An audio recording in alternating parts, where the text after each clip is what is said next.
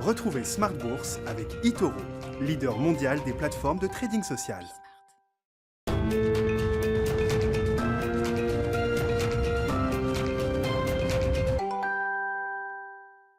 Et c'est parti pour Smart Bourse, votre double dose quotidienne de marché en direct sur Bismart, chaque jour à la mi-journée, 12h30, 13h. Et le soir, la grande édition pendant 1 heure à partir de 18h30. Au sommaire de cette édition de la mi-journée, le début d'une nouvelle semaine, le début d'un nouveau mois, le mois de mai, avec des indices actions en Europe qui évoluent sans véritable tendance à mi-séance. Vous aurez le résumé complet dans un instant avec Nicolas Pagnès depuis la salle de marché de Bourse Direct. Une séance qui s'annonce tranquille pour démarrer cette semaine alors que de nombreux marchés importants sont fermés. Les marchés japonais, les marchés chinois sont fermés notamment jusqu'à demain inclus. La bourse de Londres est également fermée aujourd'hui dans le sillage du 1er mai ce week-end. Et les marchés américains ouvriront bien sûr tout à l'heure avec encore une série de publications à suivre tout au long de la semaine. De nouvelles composantes du CAC 40 publieront leurs résultats, à commencer par ceux d'AXA demain matin avant l'ouverture de la bourse de Paris. Sur le front de la macro, on aura une semaine marquée par les chiffres de l'emploi aux États-Unis pour le mois d'avril. Ce sera la publication à suivre en fin de semaine, vendredi à 14h30, comme le veut la tradition. En attendant, on a vu les PMI manufacturiers définitifs, notamment pour la zone euro ce matin, qui confirme le haut niveau de reprise de l'industrie manufacturière en avril. On a pu suivre également les ventes au détail en Allemagne, qui ont accéléré assez fortement au mois de mars, un mois pourtant encore marqué par des restrictions sanitaires, même si les assouplissements ici et là ont pu permettre à la consommation allemande de rebondir et d'accélérer même fortement. On est sur une progression d'un mois sur l'autre de 7,7% pour les ventes au détail allemandes. Et puis on suivra cet après-midi l'indice d'activité américain pour le secteur manufacturier en avril, l'ISM manufacturier, qui sera publié à 16h heure française. On parlera de ces sujets dans un instant avec nos invités. Frédéric Ducrozet, stratégiste de Pictet Wealth Management, avec nous depuis Genève. Et puis le plan de trading, évidemment, comme chaque lundi à la mi-journée avec Bourse Direct et Romain Daubry à mes côtés en studio ce midi.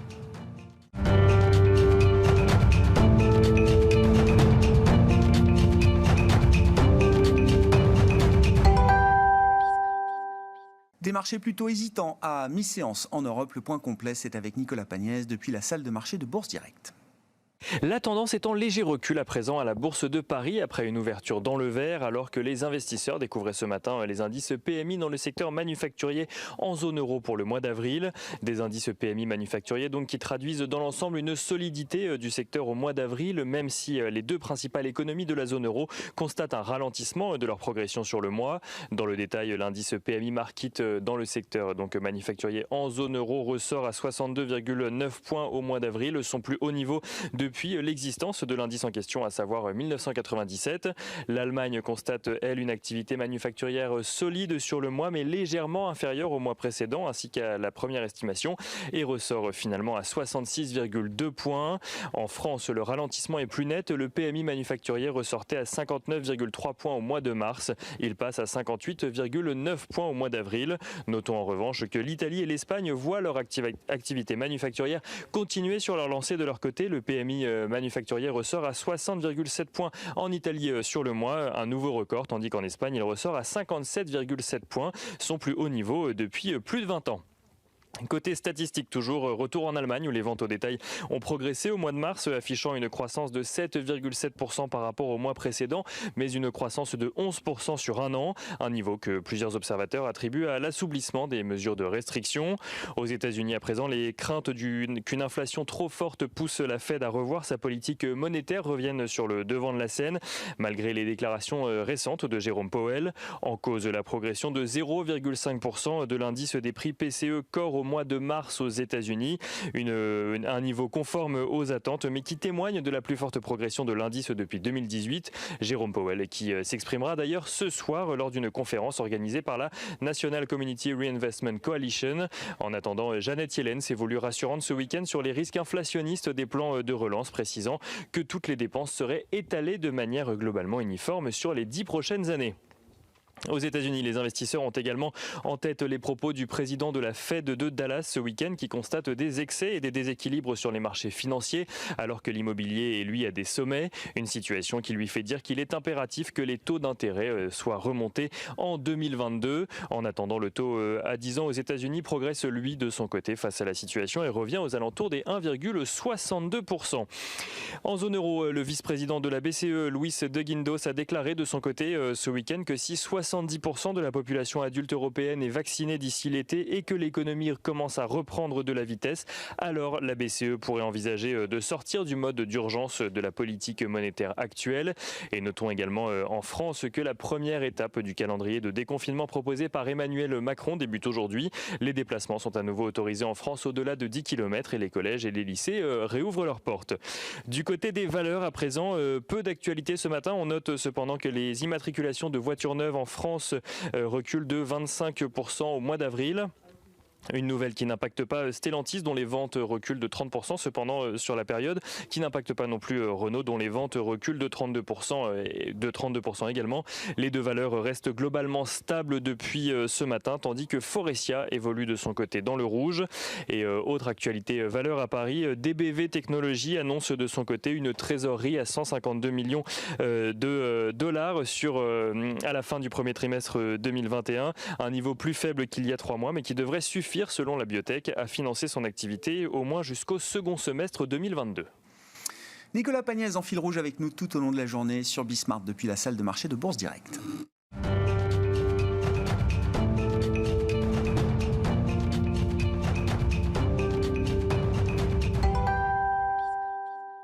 L'analyse de marché chaque lundi à la mi-journée dans Smart Bourse, c'est avec Romain Daubry, le plan de trading de la semaine, membre de la cellule info d'experts de Bourse Direct. Bonjour et bienvenue Romain. Bonjour Yves. Bon, un marché qui attaque le mois de mai, alors qui véhicule un imaginaire toujours important. Je renvoie tous les téléspectateurs, téléspectatrices à la leçon de trading de vendredi, puisqu'on parlait de la saisonnalité du marché. Oui, le mois de mai est historiquement un mois un peu plus faible que les autres. Ça ne veut pas dire que c'est forcément un mois négatif. On a plutôt bien démarré d'ailleurs ce mois de mai ce matin à l'ouverture des marchés en Europe et les investisseurs sont nettement plus couverts pour attaquer ce mois de mai qu'ils ne l'étaient il y a quelques jours. Oui, tout à fait. On a attaqué le mois de mai sur les marchés dérivés pas ou peu couverts ou à peine, et au fur et à mesure de la hausse, les investisseurs sont protégés, et au cours de l'alerte de vendredi, on a très sensiblement remonté le niveau de couverture dans les portefeuilles, avec quasiment que des options de vente ouvertes dans la journée de vendredi, et donc une zone bien identifiée toujours de couverture, qui est globalement 6050, 6250, ce qui permet d'établir un premier palier tampon dans lequel on sent qu'il n'y a pas d'alerte majeure, et on vient de le constater encore ce matin. On est parti à la hausse sur des considérations spéculatives, beaucoup, à mon sens. Il y a de l'intérêt qui se construit, et on a bien identifié cette zone qui est située au-dessus de 6190 points, 192, je l'ai placé sur le futur, au-delà de laquelle il y a eu enfin un peu d'intérêt construit. On se souvient que le trou d'air qu'on avait connu il y a une dizaine de jours, s'était construit sur un rebond, sur beaucoup de rachats de short et pas d'intérêt. La baisse de 2% est claire. C'est ça. Voilà, la baisse flash du début de semaine il y a 15 jours. Et ce rebond s'était construit sur des rachats de short et pas beaucoup d'intérêt. Et au-delà de 6190 points, on a noté un peu de construction d'intérêt, c'est-à-dire 10 000 contrats futurs sur une position globale qui était environ à 300 000 depuis ce niveau-là. Donc on sait que c'est notre niveau d'alerte et que, alors d'alerte de très court terme, il n'y a pas d'alerte majeure tant que les investisseurs sont protégés comme ça. À moyen terme, il n'y en a pas beaucoup non plus, puisque pour redétailler la position ouverte et les options sur le mois de juin, je disais et je confirme qu'il n'y a pas beaucoup de couverture dans les portefeuilles par rapport aux échéances précédentes, jusqu'à 5800 points. C'est-à-dire que ces niveaux de couverture permettent d'identifier sur les options de vente des zones.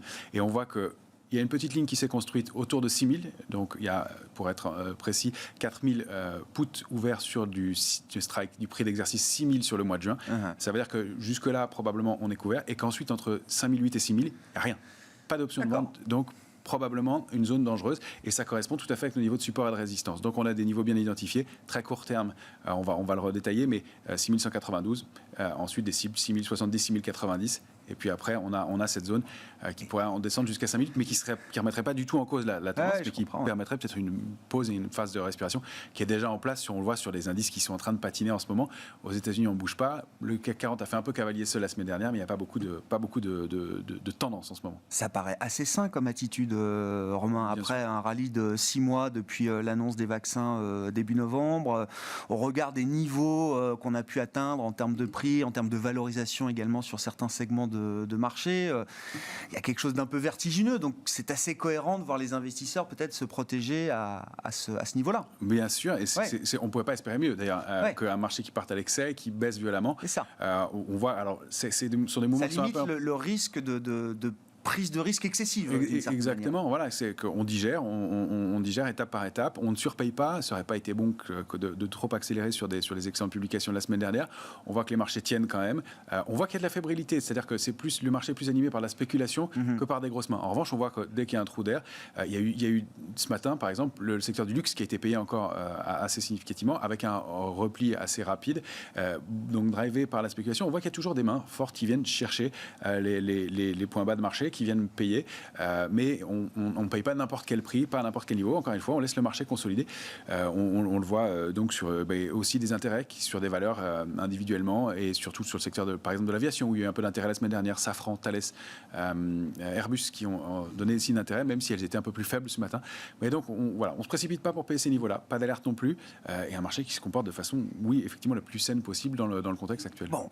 L'ambiance reste positive, optimiste. On est plus couvert qu'il y a quelques jours ou quelques semaines. Et donc, de ce point de vue-là, c'est plutôt sain et cohérent. Et vous dites que ça correspond surtout à des enjeux techniques importants. On approche quoi des niveaux de résistance, de plafond de verre un peu partout, là, sur les grands indices mondiaux, Romain ? Voilà, des grands niveaux importants, notamment des hauts de canaux. C'est ce qui ressort le plus donc des hauts de canaux, ça veut dire qu'il y a une borne basse, une borne haute et que le marché est très harmonieux. Donc, c'est aussi un signe d'harmonie.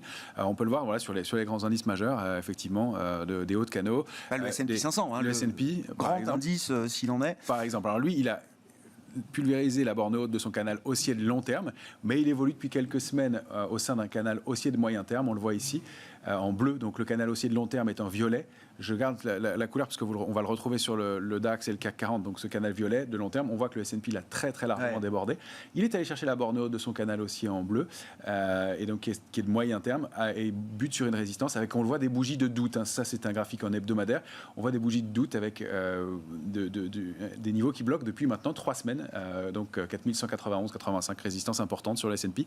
Pas de figure de retournement dans l'immédiat. On voit que les alertes de court terme sont relativement lointaines, 3942 aux alentours, et puis de moyen terme, retour à l'intérieur du canal haussier. De long terme, pas de raison que ces niveaux-là soient rompus dans l'immédiat, et voilà un marché qui se comporte de façon effectivement assez saine. Bon, qu'est-ce qu'on peut dire du Nasdaq ? Alors, ça a été intéressant. Le mois d'avril a vu un retour de la surperformance du Nasdaq. Qu'est-ce qu'on peut en dire à ce stade, Romain ? Eh bien, il a déclenché un mouvement assez important, effectivement, au début du mois d'avril, pour gagner environ 7%, un peu plus. Et là, on voit qu'il patine, il stagne dans une zone 13 842, et qui a extrêmement bien fonctionné toute la semaine dernière. 13 842, 14 042, qui n'arrive pas à déborder pour aller chercher sa cible, qui est 14 342, qui est déjà une résistance, et puis probablement la borne haute du canal haussier au sein duquel lui se situe. Là, c'est un canal de moyen terme. Donc, peut-être une alerte de court terme, mais elle est plus basse, sous les 13 700 points.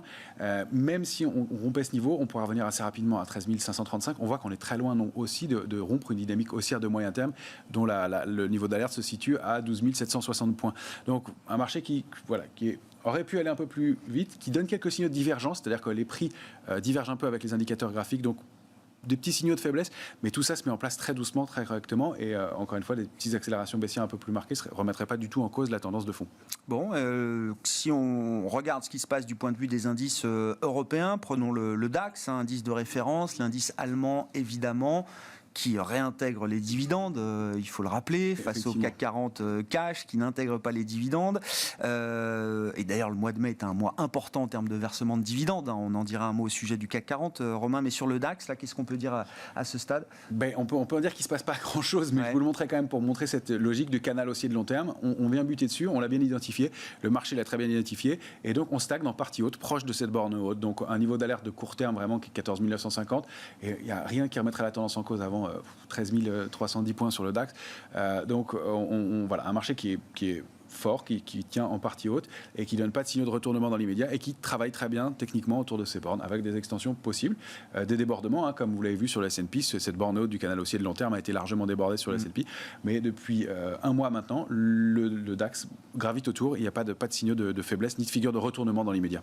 Bon, et puis on a une configuration alors à peu près similaire. Si on regarde le CAC 40, on prend le futur déjà, c'est l'occasion de rappeler effectivement qu'il y a un écart d'une cinquantaine de points entre le futur CAC et le CAC 40 cash en ce début de mois de mai. Exactement, pour l'instant, cet écart va être réduit demain puisque beaucoup de dividendes vont être versés.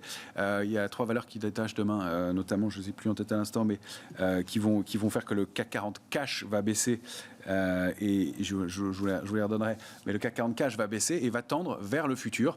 Donc c'est pour ça qu'on va parler des niveaux sur le futur, puisque c'est le seul élément qui va rester constant au cours de cette période du mois de mai. On a Bouygues, Crédit Agricole, Kering, Sanofi, Hermès, AXA qui détachent là sur les prochains jours. Dont les 3 premières demain, et donc ça va réajuster. Donc il faut regarder ces niveaux-là sur le futur, d'où l'intérêt. Vous voyez en violet sur le graphique là, la borne haute du canal haussier de long terme sur le futur, donc nous on ne l'a pas encore atteinte, d'où le retard et la petite surperformance possible du CAC 40 pour aller atteindre ce niveau largement dépassé par les indices américains et autour duquel gravite le DAX. Et donc on a des niveaux d'alerte bien identifiés, repayés encore ce matin.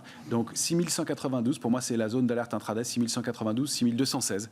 On l'a encore testé vendredi. Elle a été un tout petit peu débordée, enfoncée, mais on n'a pas rompu 6192. Et tout à l'heure encore sur une accélération baissière. Et on voit que le marché s'est repris très rapidement, puisque dans cette zone-là, à nouveau, on a pu repayer et repartir et gagner déjà une vingtaine de points sur ces niveaux-là. Donc un marché très technique qui défend cette oblique, cette ligne de tendance haussière de moyen terme. Et donc on voit des zones de creuse possible. Donc sous 6192, il y a des points intermédiaires, peut-être 6140, mais c'est surtout la zone 6072, 6090 qui paraissent être une cible légitime en cas de rupture, ce qui n'est pas fait pour l'instant. Et puis vous voyez que l'alerte de moyen terme, elle est lointaine aussi, sous les 5879 points. Les extensions, mais c'est toujours la borne haute de ce canal haussier, située à 6340 pour la semaine environ. C'est une oblique, on verra au moment où on la touche. Sur le futur CAC 40, effectivement, donc qui se traite autour de 6245 points au moment où on se parle. Un mot peut-être de l'euro-dollar également, parce que là aussi, le mois d'avril a été un mois intéressant qui a vu une reprise assez significative de l'euro contre le dollar. On est partait de 1,17 et on est remonté jusqu'à 1,21. On a touché 1,21, je crois, au cours du mois d'avril. Voilà, on l'a vraiment effleuré. On voit un graphique hebdomadaire là, de l'euro-dollar. Toujours ce petit drapeau, cette petite consolidation qui se fait assez proprement. Alors, quelques débordements en haut et en bas, mais on respecte bien les niveaux. On est toujours entre 1,1920 et 1,2228, avec un niveau intermédiaire qui est bien apparu maintenant, qui est 1,2096, donc qui donnera un biais plus haussier selon qu'on se réinstalle au-dessus, qui permettrait de redéclencher une impulsion haussière un peu plus marquée. On note que la position nette spéculative a augmenté depuis 2 semaines maintenant sur l'euro-dollar, ce qui n'était pas le cas depuis plusieurs semaines, depuis fin janvier. Donc, il y a un petit mouvement qui serait de ce côté-là, qui n'existait pas vraiment sur les autres actifs. À noter que c'est le cas aussi sur l'argent depuis 2 semaines. Un petit regain d'intérêt sur la position nette spéculative, donc peut-être un mouvement qui va enfin se déclencher. Je sais que j'en parle depuis plusieurs semaines, mais il a du mal à se déclencher. Mais le mouvement n'est pas déclenché, mais l'argent et l'or aussi, je crois, tiennent quand même sur les niveaux de support que vous indiquiez déjà il y a quelques temps. Tout à fait, ils évoluent autour et il n'y a pas d'invalidation du mouvement. Ça se met en place tout doucement, mais un marché qui est plutôt calme, tant mieux. Tant mieux, effectivement. Espérons que le marché reste calme.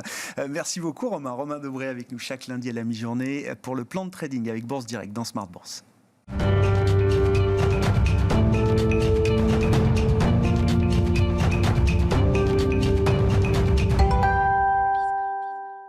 Le marché est calme, effectivement, pour entamer ce mois de mai. On en parle avec Frédéric Ducrozet en visioconférence avec nous depuis Genève, stratégiste chez Pictet Wealth Management.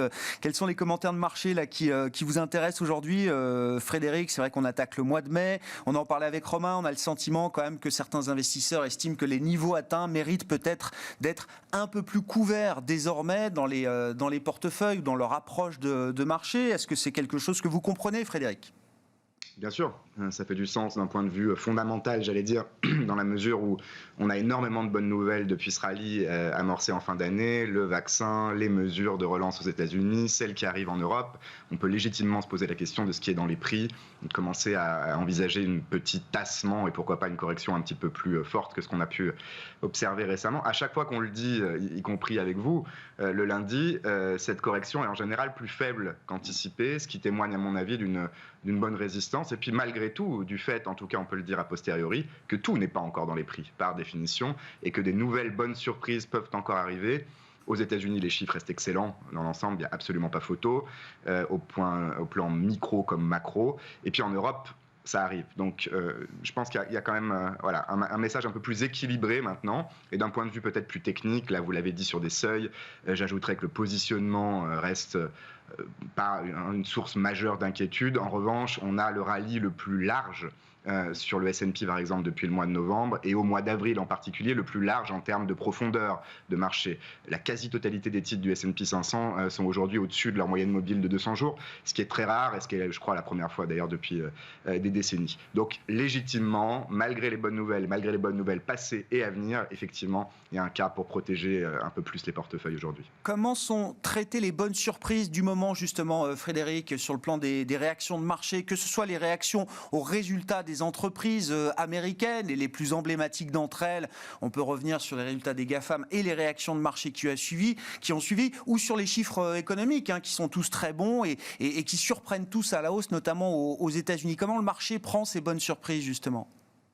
Je trouve qu'il y a un moment très intéressant. Jérôme Powell à la Fed l'a qualifié de moment d'inflexion dans l'économie, mais dans les marchés également, parce que cette saison de résultats en particulier, encore une fois excellente en termes de résultats au-delà des attentes, on est au-dessus de 80% aux États-Unis, c'est là aussi quasiment un point haut historique.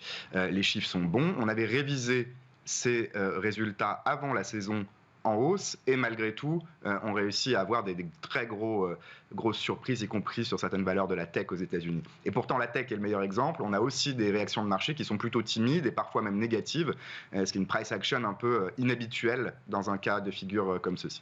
Alors les éléments de tassement, de fatigue peut-être que j'ai évoqués font partie des explications, mais je crois qu'il y a aussi l'idée que vous allez maintenant s'attaquer peut-être aux choses plus difficiles aux États-Unis notamment, la question du financement, la question des hausses d'impôts, la question de la régulation, pour la tech notamment, il y a une histoire macro qui vient se greffer là-dessus qui paraît assez logique, et puis qu'on ne peut plus avoir que des bonnes nouvelles sans certains aspects un peu plus difficiles à gérer, que certaines bonnes nouvelles deviennent parfois des mauvaises nouvelles pour le marché, notamment si les banques centrales ne peuvent pas rester aussi souples éternellement, et je pense que c'est le défi principal de marché aujourd'hui, y compris cette semaine avec l'ISM aux États-Unis aujourd'hui et le rapport sur l'emploi vendredi. Si on a vraiment des chiffres excellents, il y a un moment où les taux vont monter, en tout cas la partie longue, et poser un problème quand même pour les valorisations des marchés actions. Concrètement, si les ISM d'avril aux États-Unis, donc les enquêtes manufacturières, services à suivre sont bons, voire très bons, si les chiffres d'emploi ce vendredi montrent encore peut-être jusqu'à 1 million de jobs créés aux États-Unis le mois dernier, est-ce que ce serait suffisant pour que le mois de juin soit un mois important en termes de discours et de communication de la Fed ? Je pense que oui, et je reste prudent. Encore une fois, loin de moi l'idée de penser qu'on va vers une correction forte des marchés uniquement parce qu'on a des bonnes nouvelles. C'est quelque chose qui, à terme, ne tient pas la distance et les marchés ont généralement vocation à regarder plus à moyen terme, y compris sur les profits de 2022, par exemple. Si on a vraiment un énorme programme de relance aux États-Unis sur des années, comme le disait encore Janet Yellen, alors les profits des années prochaines, y compris après une éventuelle hausse d'imposition sur les sociétés, resteront bons. Mais néanmoins, effectivement, le calendrier de cette réaction des banques centrales, du tapering, de la réduction des achats d'actifs aux États-Unis ou en Europe, il est important. On a vu que la sensibilité des marchés était toujours extrêmement forte, en tout cas sur les marchés obligataires, à ces sujets-là. Donc il y a un moment où la Fed, même les plus colombes, membres les plus colombes des banques centrales, vont devoir se résoudre à l'idée de réduire, comme le vice-président d'ailleurs de la BCE l'a dit ce matin, réduire les mesures d'urgence, en tout cas, et donc réduire progressivement un rythme d'achat d'actifs. On arrive ensuite à un débat là aussi passionnant entre l'importance des flux et du stock sur un bilan de la Banque centrale. A priori, les deux sont importants, et le marché tranchera, entre guillemets, on verra jusqu'où peuvent aller des taux longs qui probablement sont amenés à remonter encore un petit peu d'ici l'été. Les stocks, évidemment, des bilans de banque centrale qui génèrent les réinvestissements, qui, eux, ne s'arrêteront pas, effectivement, de manière brutale, en plus du flux net d'achat des banques centrales qui est encore très, très important aujourd'hui. D'ailleurs, en lien avec les banques centrales, Frédéric, un des mouvements peut-être les plus intéressants du mois d'avril, c'est l'idée d'un passage de relais entre la dynamique des taux américains et des taux européens. C'est-à-dire que les taux américains ont plutôt eu tendance à se stabiliser sur des niveaux légèrement inférieurs au pic qu'on avait pu atteindre atteindre fin mars. Et puis les taux européens, si on prend le 10 ans allemand par exemple, mais tous les taux européens ont plutôt eu tendance à remonter. Le 10 ans allemand ce matin était à moins 16 points de base.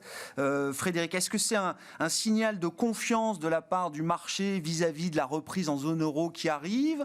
Est-ce que c'est directement lié, je sais pas, à des messages envoyés par la Banque centrale européenne par exemple sur son programme de soutien monétaire? Alors, toujours, on va prendre un petit peu de recul aussi, et je parle pour moi en premier lieu, moins 0,16% sur un taux allemand à 10 ans quand l'économie est sur le point de repartir. Je pense très fortement que les ventes de détail ont explosé avant même la réouverture de l'économie et que l'Allemagne, l'industrie en tout cas, se porte toujours formidablement bien. Ça reste très faible. Mais effectivement, la dynamique, elle est haussière. On est au plus haut quasiment maintenant depuis 2 ans ou presque. Ça pose un problème pour l'ensemble de la gamme des taux d'intérêt, y compris en Italie, où même sans mouvement sur le spread entre l'Allemagne et l'Italie, les taux italiens sont remontés également. Et ça pose un problème pour la BCE parce qu'elle s'est mise elle-même dans cette situation compliquée de faire référence à des conditions de financement de décembre 2020, où les taux étaient parfois 30 ou 50 points de base plus bas qu'aujourd'hui, et qu'il va être compliqué de les faire revenir à ce niveau-là. Je ne crois pas d'ailleurs que ce soit souhaitable, ni ce que la BCE dans sa majorité veuille faire, mais il va falloir clarifier ça, peut-être sous la forme de ce que fait la Fed aussi, de parler de taux réels. Donc tant que l'inflation anticipée monte en Europe, c'est bon, et que la BCE essaie de contrôler un peu plus la partie réelle de la courbe des taux d'intérêt. Ça reste une tâche délicate, surtout en zone euro où il y a probablement plus de dissidents à la BCE qu'il y en a à la Fed aux États-Unis. Bon, Jérôme Powell doit à nouveau s'exprimer aujourd'hui dans le cadre d'une conférence. On a déjà eu la communication de la Fed la semaine dernière avec la réunion du comité de politique monétaire. Et puis les prochains rendez-vous de Banque centrale sont fixés au mois de juin. Merci beaucoup Frédéric. Merci d'être avec nous chaque lundi à la mi-journée dans Smart Bourse sur Bismart. Frédéric Ducrozet, stratégiste global macro chez Pictet Wealth Management. On se retrouve ce soir évidemment en direct à 18h30 sur Bismart.